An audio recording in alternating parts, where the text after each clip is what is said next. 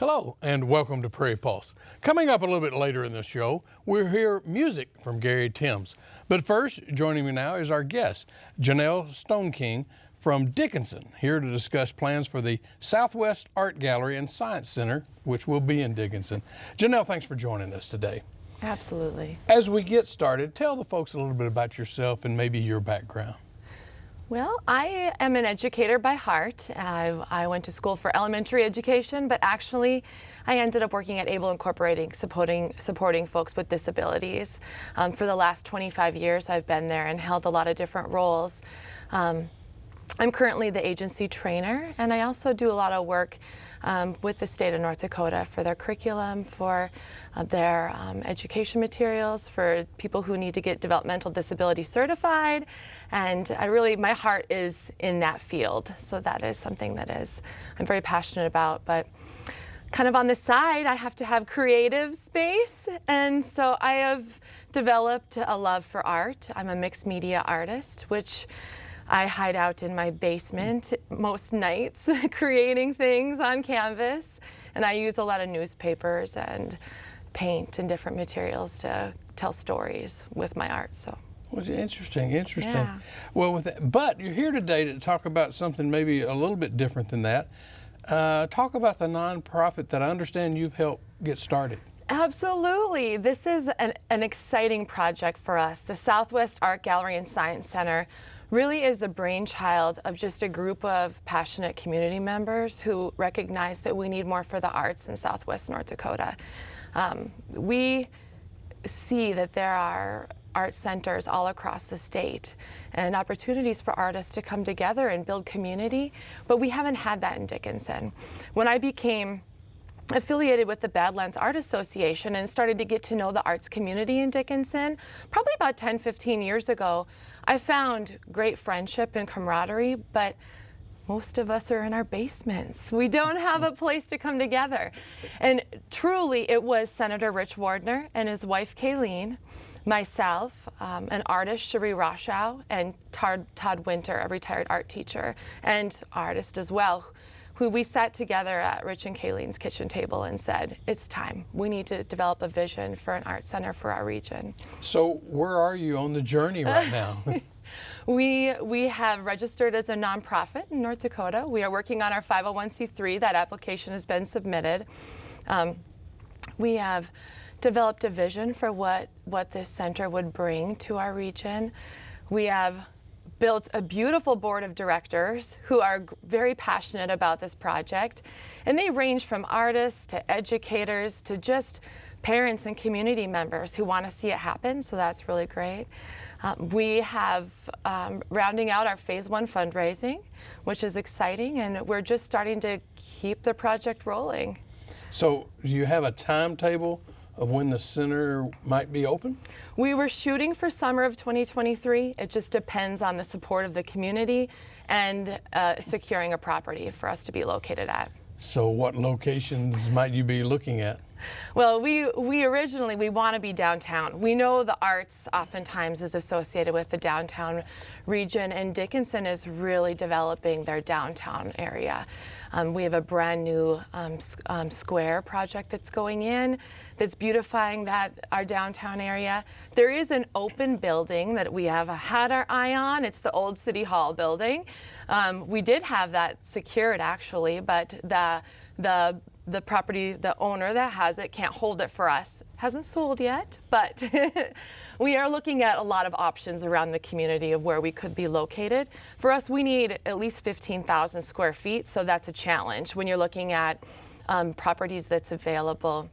And also really assessing what kind of renovation we would need to put into that and making smart decisions. Well, sure, but so a couple of questions here. Talk about the need, a little bit, expand on that for an arts facility in Dickinson. You said for y'all to come together, but talk about that a little more. Why the need for it? We have a beautiful community in Dickinson, and we've invested a lot in sports and recreation. We have one of the best recreation facilities around. I mean, this is something that our community takes pride in, but there is a whole community of people who just want to be creative and want to have that escape and that space. I think that most people believe that the arts is important. They just don't know how it fits in for them if they're not an artist. But if you don't have a gallery to go to expose your children, to take your family, a place to escape, to get to explore that, you just don't have those experiences. And so we have to provide those experiences for our area of the state. The other piece of this is we have a large community of people who need to heal. We want art therapy classes, and this Southwest Art Gallery and Science Center will have classroom space with regular programming. So we can provide classes for people that just want to come together and learn for the education piece of it, but also just have therapy. We have entities around our community who are saying, when can we start art therapy? We need this. That's a huge component. We have a large homeschool community. And those homeschool families need to supplement their education. And so they are very excited about this center. For the art side, for one, just to be able to have better programming for their children, but also the science center side of it is very intriguing to them, to be able to expose children to different experiences. And I'm going to ask you about that a little bit later on, but you talked about 15,000 square feet. So what do you envision it's going to look like then? We know we'll have a large gallery space. That's important to us. That was really the first thing that we knew we needed. We intend to have 2 larger classrooms that can open into one, depending on what property we can secure. That is what our desire is. For the artists in our region, we also need the ability to purchase art supplies, because many of us have to travel just to buy supplies. So we will have a small store that will have typical products that most of us artists need to use. For me, I use matte medium. You can't ship it in December. It comes frozen. It doesn't work. And so we need to be able to buy that without having to travel. So we'll have that store that will also have the ability for artisans to have their own handmade products in there and some locally made things. So that will be really fabulous. And then the rest of the center will be for the Science Center. So. Okay. But you know, the arts, we've been talking about it. You talk about what it means to a community. But do you feel like the arts are sometimes given sort of short shrift in comparison to other endeavors? Absolutely. I know that people know they're important, but it seems as though we really have invested a lot of our money, our energy, and even our education to the other areas. One of our board members, Lydia Jesus, said it best. She had moved from New York City about 20 years ago, and she had shared that she felt living in rural North Dakota that it was just going to have to be a trade-off. She was going to have to lose her experiences with the arts and to be able to have exposure to arts and culture. And she speaks so beautifully about this project, and she realized there's a whole arts community. We just had to come together, and now that this project is happening, we are forming a beautiful, beautiful group of people that love the arts and want to have that exposure for everybody. So it's really exciting. Well, you mentioned the science component, so let's talk about that. How does the science component come into this, and how will that look?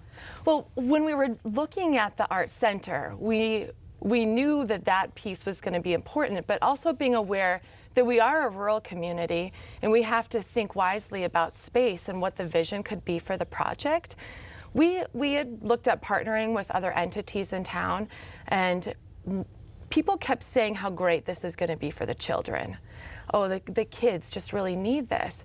And in my gut, it just wasn't resonating. I was thinking about this, and I have children of a variety of ages. I have one that's graduating this year from high school, and I have a 2-year-old that I'm potty training. So, and a 7-year-old in the middle. So whenever our family has traveled, we seek out children's museums, interactive science centers, these beautiful places where kids can go and just experience joy and hands-on learning.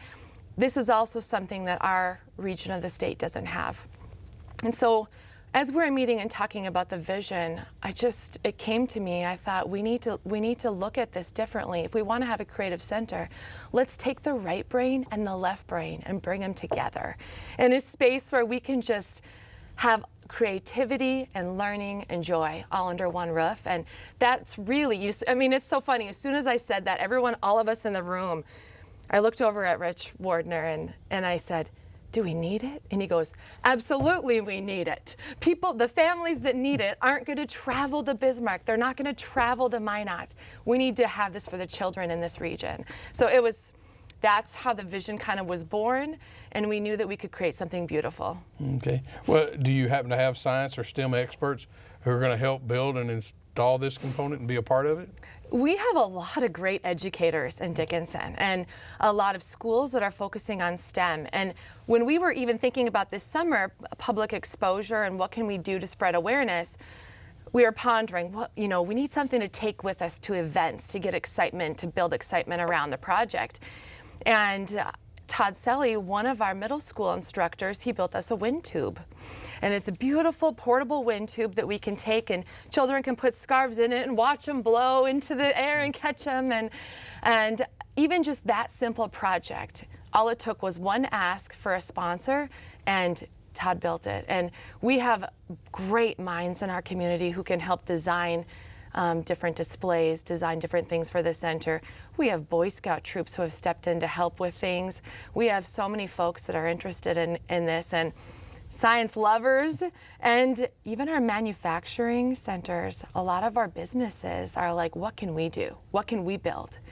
Can we do something like this? Hey, could your center have something like this? And we're like, yes, it could. We just have to see how much space we have. So there's a lot of joy around that. Well, with that said, can you explain maybe how other areas of North Dakota have helped inspire this idea for you, and because there are different regions of North Dakota that maybe have these types of things. So anything there you can talk about? Well, we looked across the state at what other regions are offering, and to be able to see other mid-sized communities like Jamestown having a wonderful art center. Williston has had the James Memorial Art Center for decades, and we knew that we had to do better. What was interesting was when we shared this and we popped up pictures on the screen during presentations, we had all these community members, business owners, and even our city county commissioners going, they have that? We don't. Yeah, we don't. And so we realized that for quality of life, if we want to recruit the workforce that we need in Southwest North Dakota, if we want to have people bring their families to play and then stay in our region of the state, we have to do this. Yeah.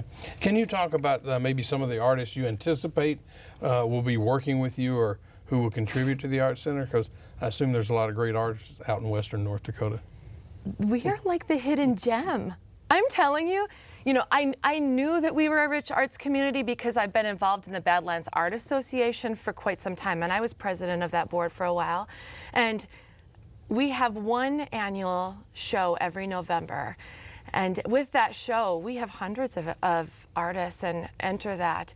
Children as well as adults, professional division and amateur. What we didn't realize was how many working artists we have. And just trying to explore and pull the names together, we had over 80 working artists in our region.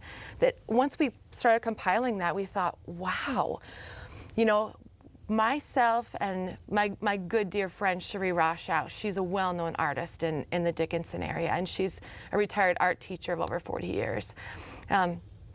When we looked at, even for ourselves to exhibit our own art, this spring we did a show. It was a beautiful show. It was at the Waterworks Museum in Montana. It wasn't in our region. When we are going to exhibit our work, we have to take it elsewhere oftentimes.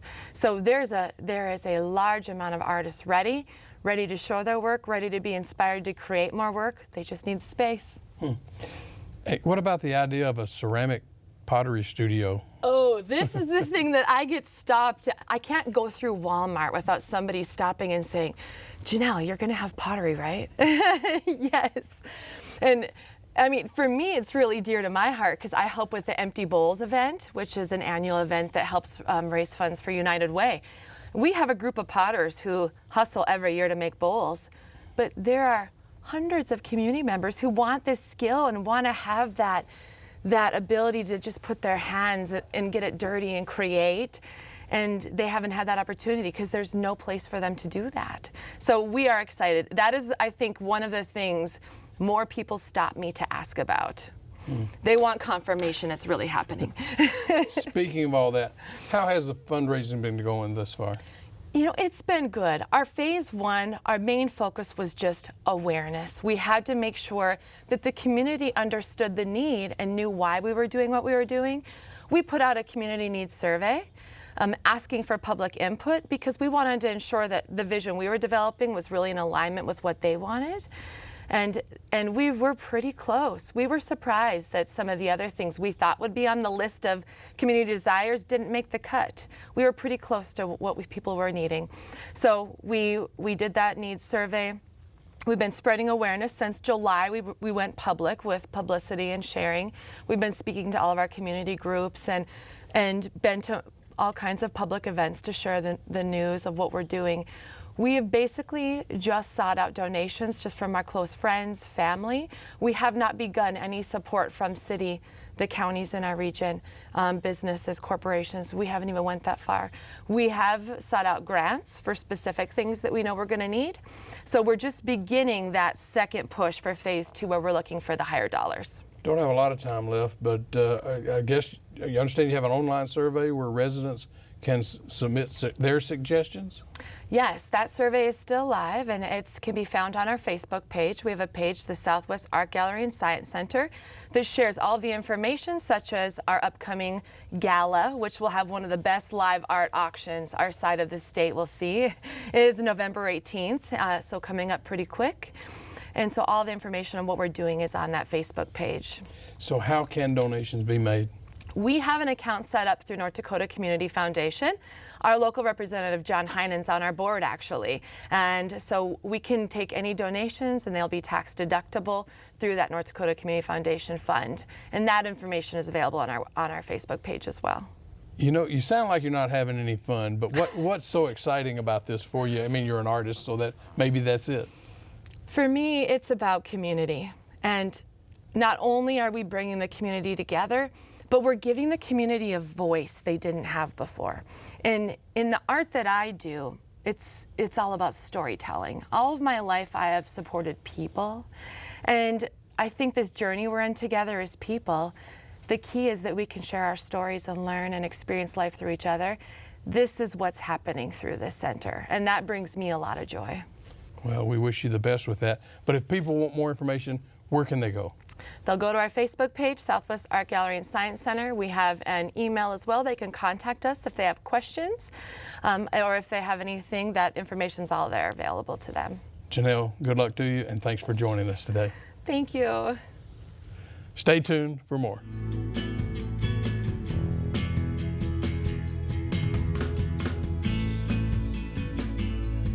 Southern-born piano man Gary Timms performs a blend of gospel, country, and spiritual music.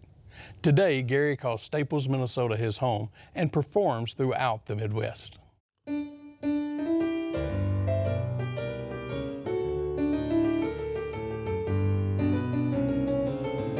Mischievous lady, lay your love on me. Mischievous baby, I love the way you love to be. A mischievous woman set this poor boy free. A mischievous lady, won't you lay your mischievous love on me? Miss Tennessee, Miss Alabama, Miss Arkansas, they all know who I am. Oh, but there's only one miss who's meant for me. Miss Mischievous lady, won't you lay your mischievous love on me? She's a classy lover, an angel in disguise. She gets what she wants each and every time with her come here eyes. She done won my heart, Lord, I never was too wise. A mischievous lady, I want your love, don't want no alibis. A mischievous lady, lay your love on me. Mischievous baby, I love the way you love to be. A mischievous woman, set this poor boy free. Mischievous lady, won't you lay your mischievous love on me? Mischievous lady, won't you lay your mischievous love on me?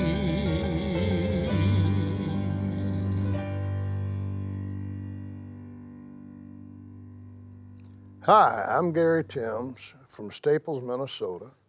I was raised in the foothills of the Smoky Mountains, deep in East Tennessee, outside of Talbot, Tennessee, a little community called Cedar Hill. And I first started on radio about 5 years of age. My folks did the gospel portion. Back then they called it family hillbilly music. Now it's country Americana. We would do radio, major shows, major stars. I remember seeing the Everly Brothers when it was the Everly Family doing hardcore hillbilly. And Dolly Parton and I, a couple of years apart, we're from the same area basically. And she and her uncle, they had a band, and they'd do early morning radio, home and farm hour, 6:30, something like that, maybe earlier. Hillbilly music, string music, mountain music. In those type shows back then, in the format, they always had a sacred portion, gospel portion, maybe 10 minutes, sometimes 15, but usually 10. So I'd get up on the same stool she was on, I just wouldn't climb as tall, and get in between my mother and father, and we would do the gospel portion. Later on, television came in, same thing repeated, except this time we were brought on by the Reverend J. Basil Moe with the Singing Convention of the Air. So that's how I started in the music. The music that I'm a small part of means a lot to me. It came out of the gospel, and both black and white. It came out of the early Appalachian, especially Southern Appalachian mountain music, mostly known as bluegrass now. And it came out of the deep Delta blues and the early Dixieland swing. Put it all together in what I call Southern fried gospel and country blues music.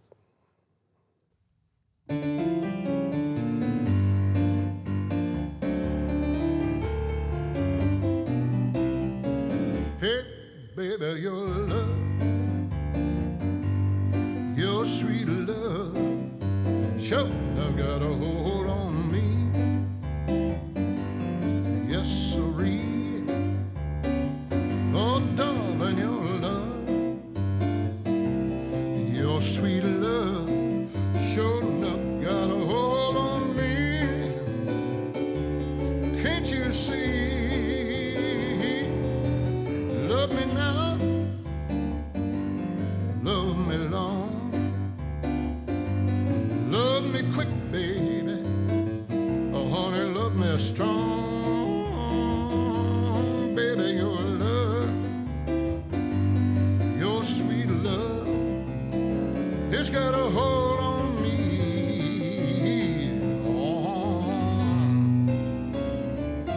From the early morning till late at night, I keep doing what you're doing, girl. You know you do it right. You can love me while I'm young, love me when I'm old. Every time you love me, girl, I wanna give you all of my gold. Oh, Lord, your love, your sweet love, it's got a hold on me. Yes, sirree. Darling, your love, your sweet love, it's got a hold on me. Oh,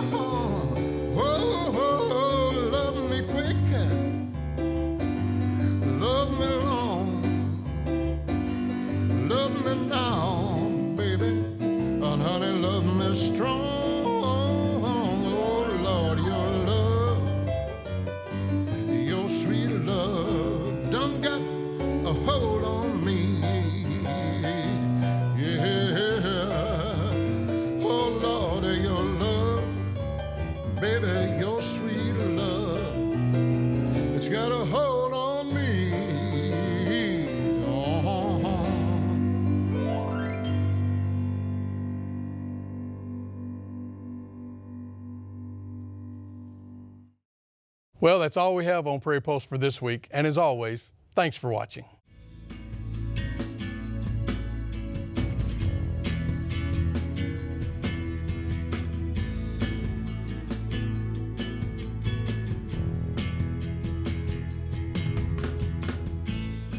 Funded by the Minnesota Arts and Cultural Heritage Fund with money from the vote of the people of Minnesota on November 4, 2008. And by the members of Prairie Public.